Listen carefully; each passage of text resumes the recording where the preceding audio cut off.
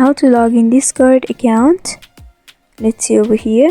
Before getting started, subscribe to our channel and hit the bell icon for more updates from us. Now let's begin.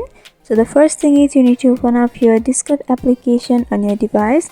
Once you open up the app, you'll be able to see this interface. So at the button there are two options, register and login.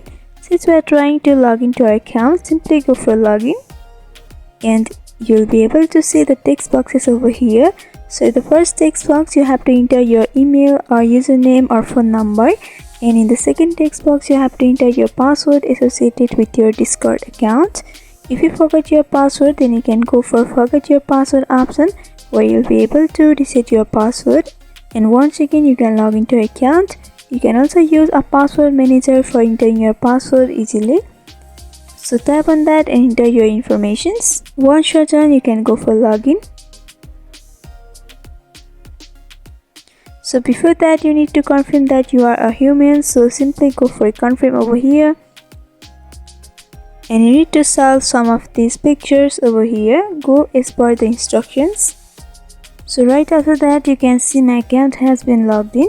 So this is how you log in Discord account. I hope this video was helpful.